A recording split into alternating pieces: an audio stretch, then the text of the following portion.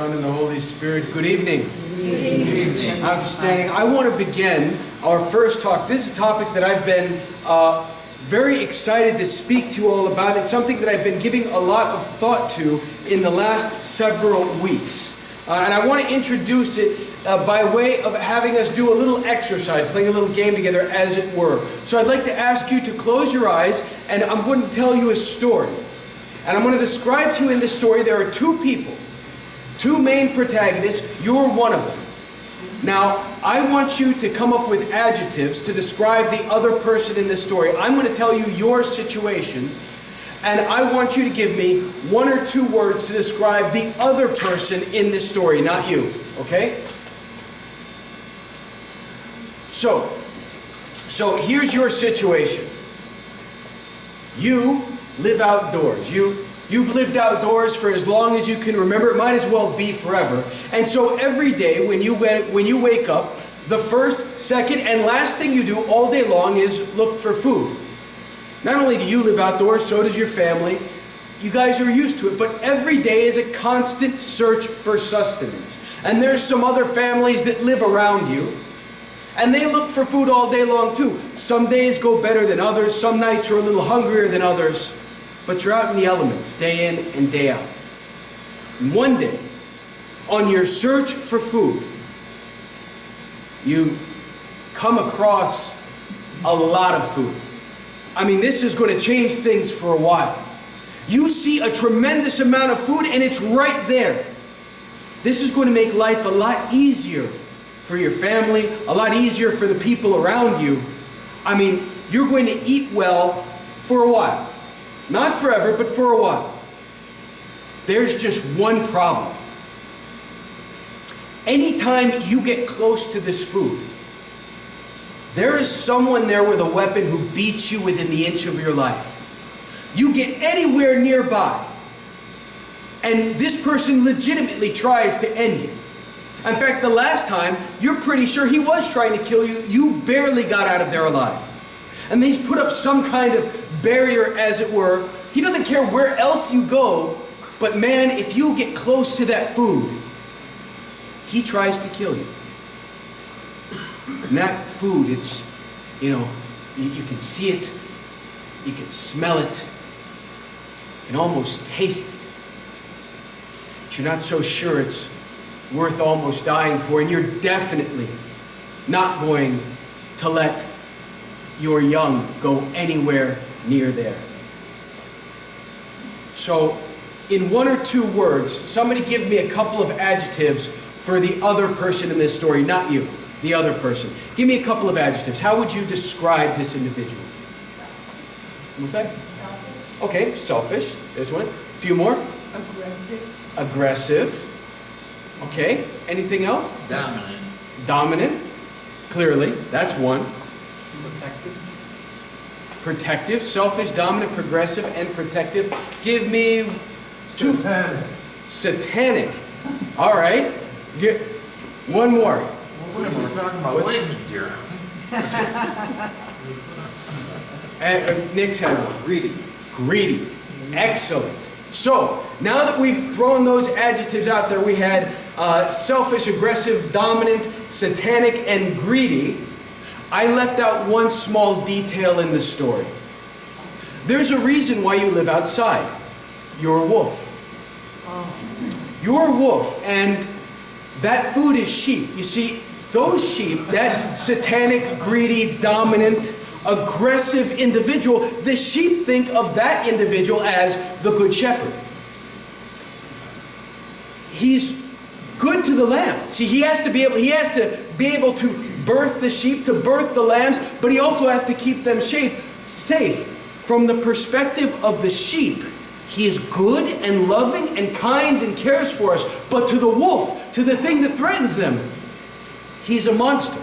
He's all of those things that you described to the wolf. Behold, says Christ, I am the good shepherd.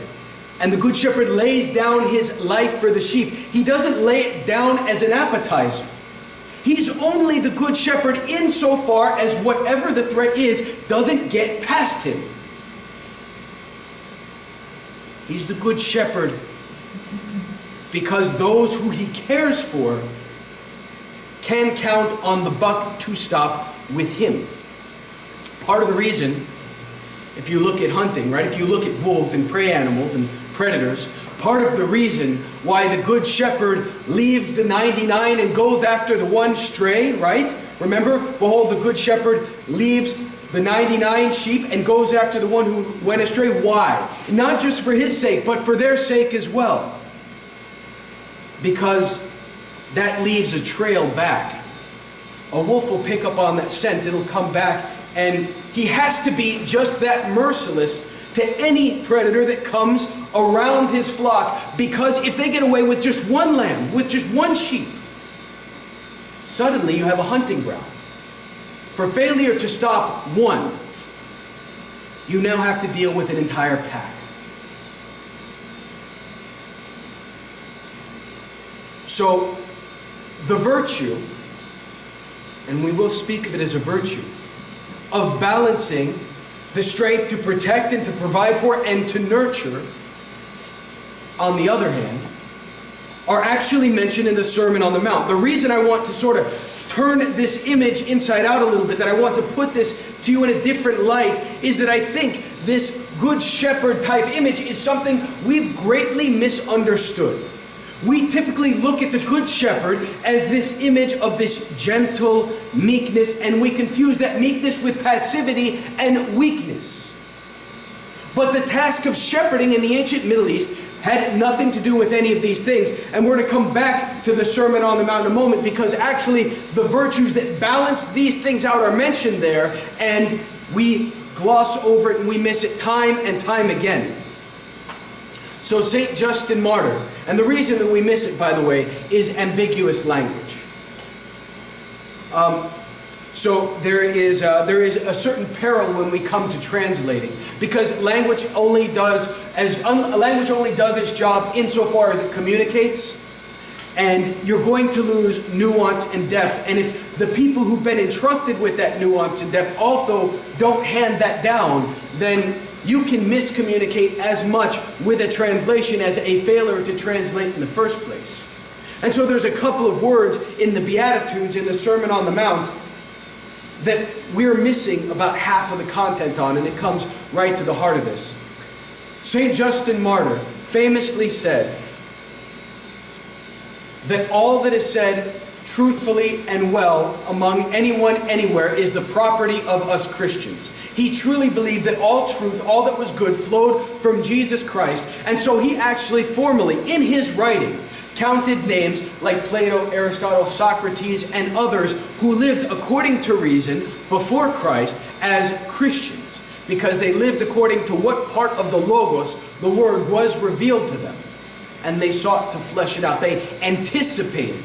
And he places the philosophers almost parallel, not on equal footing, but parallel to the prophets in that regard, in preparing the nation for their nation for his arrival. So with that in mind, we can actually look at some things that are being said in our modern day that shed some light on this. So one of these key characteristics, right, of the shepherd, because Christ is referring to himself as the good shepherd. Remember, and I'm going to talk about this in a minute, but remember, a shepherd pushes out into the wilderness. He pushes out into the unknown and chaos. He confronts the unknown. What's beyond that next hill? Is it a pasture for the sheep, or is it a herd, a pack of wolves? You don't know.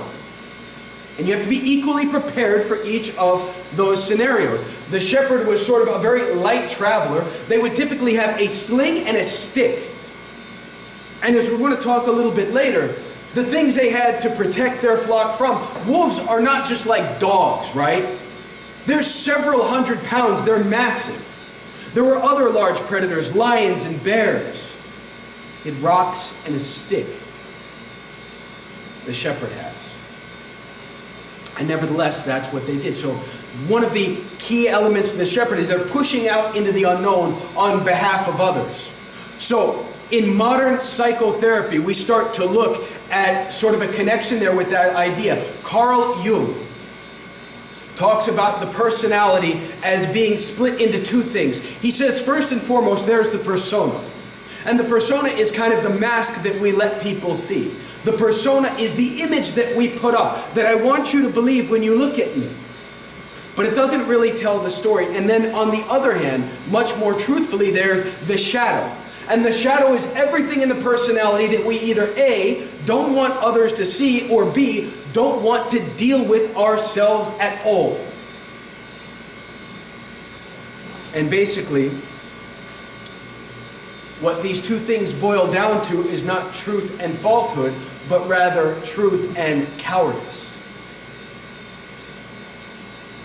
Jordan Peterson has a great quote where he points out, he says, you know, they're telling people, I can't remember who he quotes, it might have been you. I feel like it was someone else though. In any case, in talking just about this subject, he said, you know, deliberately telling the truth for 3 months for most people is equivalent to just hours and hours of psychotherapy. Because in order to do that, you have to face the shadow. You have to face the things about yourself that you don't want to admit. And he believed that facing that and integrating it was necessary for proper psychological development. Without facing those areas of our personality, that shadow, you'd fall into one of two things. Either being, on the one hand, completely useless, a doormat. Kind of the way we often think about gentleness. Sort of a pushover. Which, by the way, is no virtue. Because you're useless. Or an absolute monster, just completely ruled by impulse and desire. And basically, in a whole other fashion, you're useless. Facing the shadow involves truth.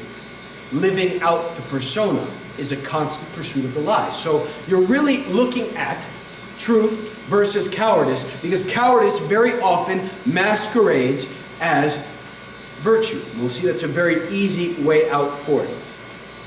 So as we mentioned, right, to sort of bring this back to the scripture, because I don't want you to think that these are just sort of novel ideas that Father Michael is cobbling together, grabbing at one thing from over here and over there. I want to paint that picture. We look at shepherding, and we have images, as I said a few Sundays ago, from the English countryside. We think of green rolling hills, relatively few large predators. But in the Middle East, you had long miles and miles of dry, waterless land and a hot sun. You have to keep these helpless animals alive and not starve yourself. And there's certainly not going to be supplies if you or they get sick or hurt. Not to mention wolves, lions, bears. And that's sort of the theme that we see in Psalm 22, 23 in your Western numbering, where David writes, O Kyrios pimenime ke mi sterisi. The Lord is shepherding me, I lack for nothing. And by the way, that's really the way that you should read that, not the Lord is my shepherd. It doesn't say that. It says, O Kyrios pimenime. That is an active, present tense verb. The Lord is shepherding me. Present, active, involved, not on the other side of the field. And sort of seeing what a robust role this is. That's much more than a guy on a stroll with his sheep. That's why he goes on to say, Yea, though I walk through the valley of the shadow of death, I shall fear no evil. Thy rod and thy staff, weapons, thy rod and thy staff shall comfort me. You set a table before me, even in the presence of my enemies. My cup runneth over. All of that only makes sense if you can think of a shepherd as something more powerful, stronger than whatever black darkness is in the valley of the shadow of death.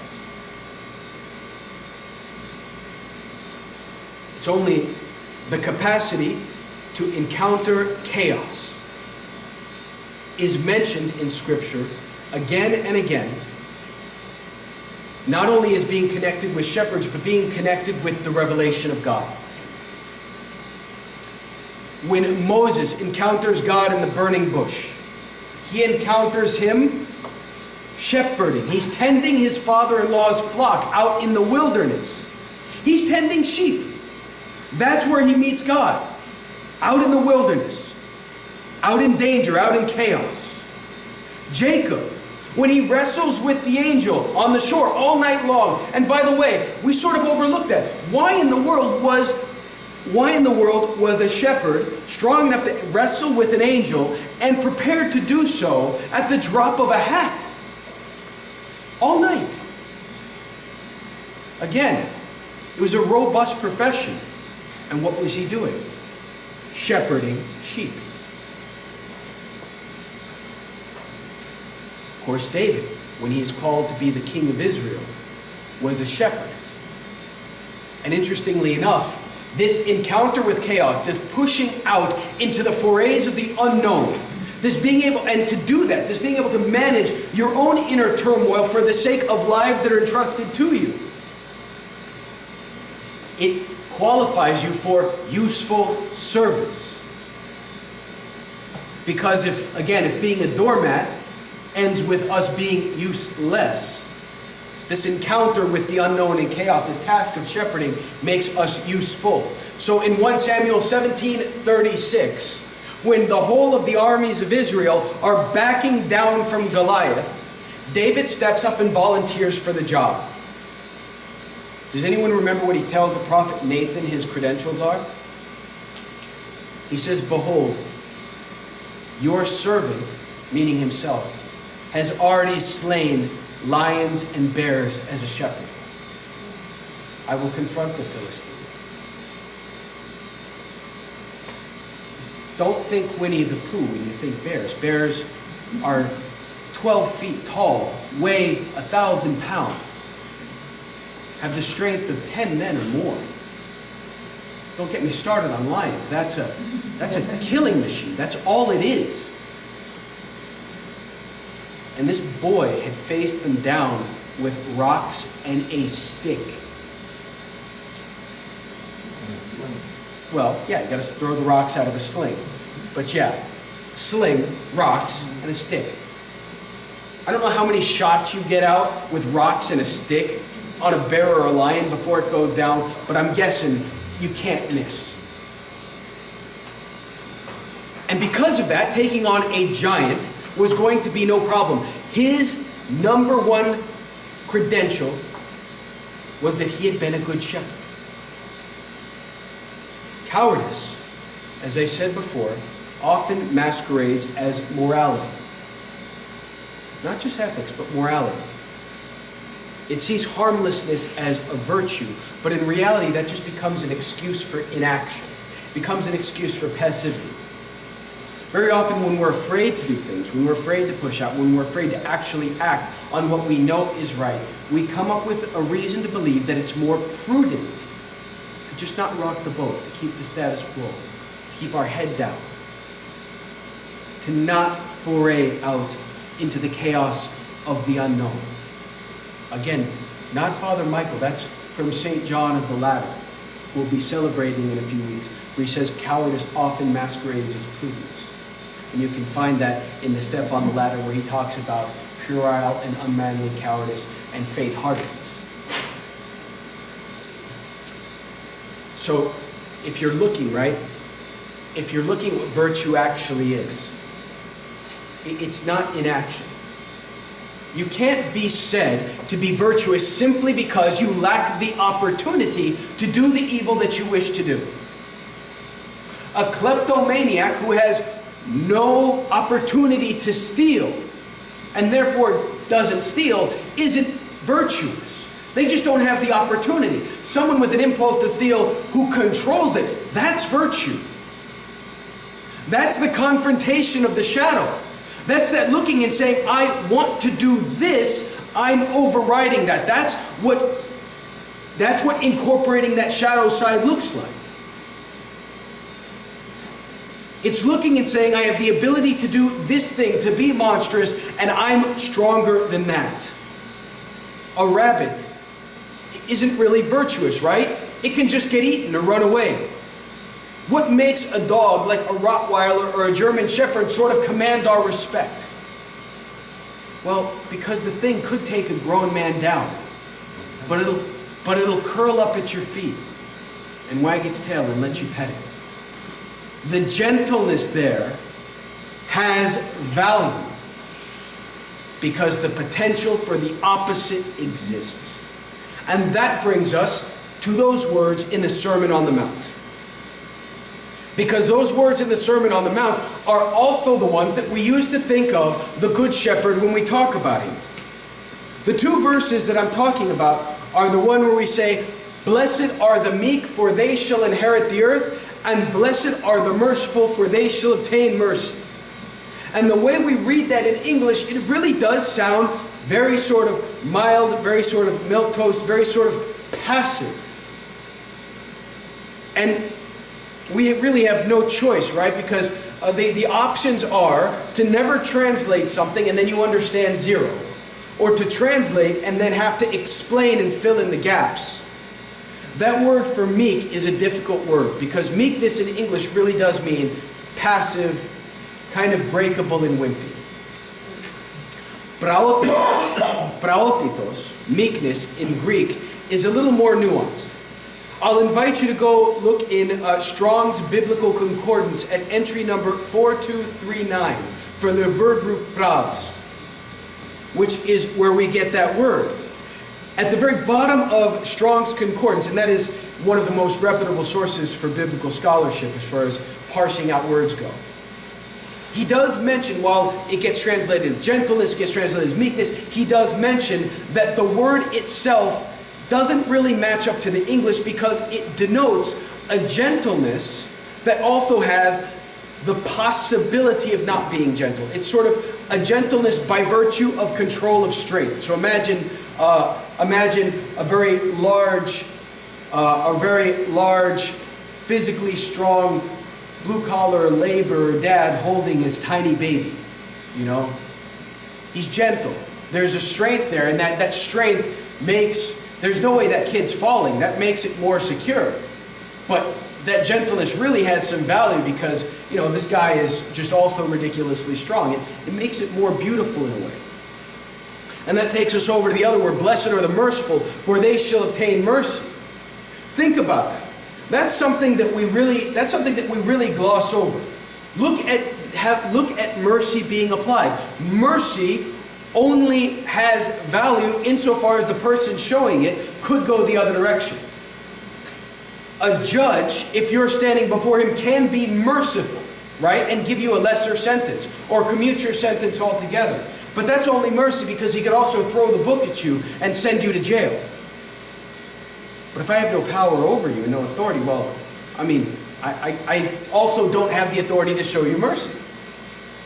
See, it's an interesting thing, right? That's that confrontation with the shadow, that the ability to have power, the ability to be harsh, is what allows for mercy and gentleness. Because without it, well, you just have uselessness, weakness. The Good Shepherd, again, as we've seen, he has to balance these two things out. Goodness and virtue are incompatible with passivity. Absolutely incompatible with passivity. In Ephesians 5, St. Paul gives those weapons of the Spirit, the armor of the Spirit, and the one that he links up with faith is the shield, right? The shield of faith. Again, it's not a passive defensive weapon. In ancient warfare, the shield, and especially ancient Greek warfare, the shield was considered to be the most essential piece of equipment. You'd go into battle with just a shield before you'd go into just with a sword. Why? It allowed them to move forward. It acted as a battering ram as well as a defense. There's plenty of stories within Roman history of people getting decapitated with a shield. And it also covered the man to your left. The shield was held on the left-hand side. It went from about head to ankle. Your weapon hand was on the other side. You covered down the man on your left. The man on your right better cover down on you. Well, that's the image that St. Paul is putting forward for faith. How much of us look at faith as something that's passive? Something that we're hoping God does to us. Something we're hoping that God will do for us. Something we're hoping the church will do for us. That others will do for us. As opposed to something that not only covers us, but allows us to cover down on someone next to us. A shepherd's task. cover down the man on the left where he's vulnerable, and to plow forward without stop. That's hardly passive. That's the implement that St. Paul connects with faith. It's not the way we think about shields, but it's the way they did. My purpose here is twofold. I want to inspire you to leave behind sort of a passive approach to the spiritual life, a waiting for things to happen to you, a expecting things to come or fall into our laps, or when will someone else do something? It's no good. I also want to help you to see the connection in these symbols so that you can start unpackaging the things around you for yourself and be armed with the knowledge that will allow you to put these things together on your own and together for your families. It turns out that we actually understand these concepts at a basic and fundamental level, so much so to the point that we have saturated our storytelling with them. So believe it or not, these ideas appear all throughout literature. And I want to walk you through just a couple of short examples of those. Please don't laugh. But the first piece of literature I want to reference, it's not really literature, it's media, is actually a Disney film. And the reason I want to look at a Disney film is because the things that we show to children are often very much the seminal archetypal stories that we play out again and again and again, but we need them to learn something basic. That's why every little kid hears The Three Pigs and The Boy Who Cried Wolf and so forth and so on. And there's a wealth of information. We're taking very adult concepts and making them palatable for the youngest of minds. Well, it turns out that the things we're talking about today appear there as well. So the very first piece of media I want to look at on that, Beauty and the Beast. Believe it or not. What is the beast, right? You have a guy who, through his complete selfishness, right, he's become an animal, and everything around him turns into inanimate objects. Because he's an animal, he objectifies everything around him, literally. His maid turns into a teapot or something, and his butler turns into a lampstick. He literally objectifies everything. He's a monster. And then there's this girl, Belle. Right? Now, Belle in French means beauty. That's a really loaded word. Because in Greek, beauty, in ancient Greek. Now, if you're talking about something that's shapely, it's omorphos, right? If you're talking about something that's pleasing, it's ωραία. But something that's beautiful takes this word kalos.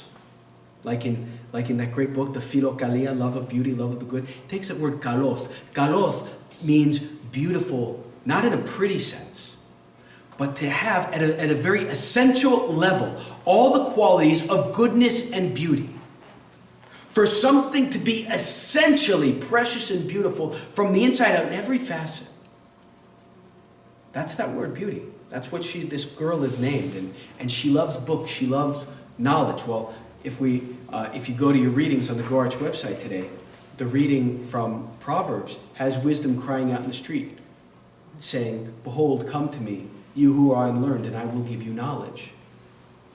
So here you have an image of beauty infatuated, image of goodness and beauty infatuated with knowledge. In the literature of the Old Testament, that's called wisdom. That's Sophia. So Sophia, wisdom, beauty, Belle, is actually the only one who's not afraid of the beast, right? She walks right up to that thing. She doesn't care. Beauty and goodness and wisdom and knowledge are not afraid of this animal. Simply by coming in contact with that, suddenly he starts to even out, right? He starts to become manageable, human, lovable. The villain in this movie is Gaston. Gaston is all appearances. He's all show and flash. And he's actually done some things with his life, right? He is a war hero. He is loved by many. But it's all a facade. What did we call that earlier in Carl Jung's vocabulary? We called that the persona, right? Someone who's just all lie, all mask. Who wants beauty, wisdom, and she has nothing to do with that. Why? Because truth and lies are incompatible. So now that Now that the beast has sort of faced his shadow, he's perfect. He may look like an animal, but he's perfectly compatible with wisdom and beauty and truth in ways that the persona is not. At the end of the movie, this is case in point. This is really what we're getting to. At the end of the movie, there's a point where the castle's getting attacked, and Belle falls, right? And the beast catches her, and he cradles her. He's a beast. He can crush her, but he cradles her. Gentle, right? Gaston comes and attacks him from behind. He turns around, snarls, and slashes at him, and knocks him off a cliff. Then turns right back around and cradles the girl. There's that balance. That's what gentleness looks like. That's what an incorporation of the Jungian shadow looks like. The capacity to turn around and face danger for the sake of someone who's in your care, and then to immediately shut that off and be able to be gentle and loving. But without the capacity to have that strength, it's not really gentleness. See? Because he has incorporated that strength, it has value. And I won't go into all the other stories that this appears in, but it's all over the place. Look at the Gilgamesh epic, if you want to go back to Babylonian literature, right? You have Enkidu, the primordial wild man who is then made civilized by contact by a friend, he has contact with a woman, she civilizes him, now he's able to go out and do things, but he has to encounter this world that he's never met before, right? He has to leave the comfort of his own home. That's Joseph Campbell's hero myth, that you have the naive, sort of useless, harmless hero who, in encountering the unknown and losing his naivete, is now able to complete the quest. Or a really good example is The Hobbit, where Bilbo, right, he's the harmless, friendly, fat little Shire hobbit, and he's just sort of, he's nice and cool. Well, he gets called on this great quest, right? So he has to go face down this dragon. And the only way he can do it is to meet that shadow. He has to become a thief. They ask him to be a thief because he's small enough to get in. Well, that's not a good thing. That's not what a moral, upstanding citizen does, but we've got a reason for it. So he confronts that shadow, that monstrous part of himself that's able to be a thief. And he's able to go up against the dragon and Gollum and everything else, and he returns changed. We pepper our literature with these things, and if we understand the symbology, you don't need to come to Father Michael. You can pick up any of your books or your children's books and have a wealth of knowledge to arm yourselves and your families with. Incorporation of the shadow boils down to, in Orthodox terminology, repentance. And that's really what repentance is, to look at ourselves, to say, these are my sins, these are my faults, these are the things that I won't let go of, and we're going to overcome it. Knowing what the shadow is doesn't mean that you give it room, but it does mean that you take it seriously. How else does Alcoholics Anonymous work? You can't be cured of your alcoholism in the 12 steps if you're not willing to first say, I'm an alcoholic. And saying that you're an alcoholic doesn't mean that now it's like, okay, I guess I'll throw my hands up, that's just who I am. No, it's, okay, well, knowing that, what do I do? In light of that, here's how I act. Knowing that this shadow, that this sin exists, how do I act so as to overcome it? Well, I guess that means the steps in getting a sponsor. I guess that means coming to confession, having a regular rule of prayer, my father, my spiritual father, so forth and so on. See, this incorporation, that's what confronting our sin is. It's not just looking down a legal sort of list. It's saying what is nastiest and deepest within my own heart and facing it, instead of keeping the persona and the facade up. We misunderstand mercy and meekness. We mistakenly treat passivity as a Christian virtue. It is not. Christ was not passive. Not in the least. When one of his closest friends sought to stand in the way of the thing that he said he came to do, he called him Satan, which means adversary, enemy. Peter, right? He says the Son of Man's going to be crucified. He had been explaining it over and over. This man who he said, on you I will build my church. But the minute this guy tries to stand in the way of that plan, he says, get behind me, adversary, enemy, Satan. It's hardly a passive thing. Or look at the money changers. Sits down, makes a whip of cords, goes in, violently kicks them out. It's not passive. Passivity can look like both a spectacle and clericalism. In our midst, passivity can look like you want the big show, because you see, if there's a big show, if there's a lot of flash and bang, if there's a lot of things going on, if we have a lot of movement and activity and entertainment, the proverbial Roman bread and circuses, right? If we have the spectacle and we're focused on getting the minutiae of the details of the spectacle and the show right, we don't really have to face the content. We can be passive and let the show go on. Leave entertained. It's passivity. But man, it'll look good. It'll look good. It'll look pious too. It looked like clericalism. Clericalism is that tendency within the church to just let the professionals worry about it.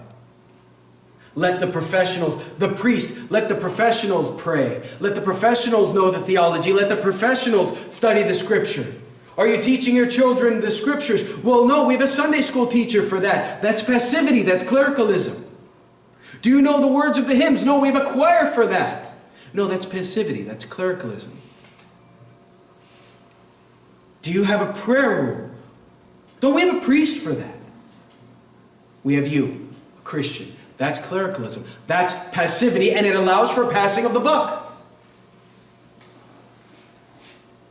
Passivity is that get out of jail free card, and it cancels potency. I am asking you for a proactive and, dare I say, aggressive ownership. That's why I want you to understand these symbols. Understand these ideas so that you can go into your beloved stories and start unpacking them on your own. Many are disillusioned because our advertising, primarily because of passivity, by the way, our advertising often doesn't match our reality. We say we're the body of Christ. We say we're the apostolic church. We talk about theosis. I don't know that I've ever seen it, and I don't know many people who have. Because isn't it always someone else's job? And if we all treated it like it was our job, like nothing on the planet mattered more, it would be done when we have passivity. Their error is to expect the spiritual life to be something that happens to you, as opposed to something that you're an active participant in.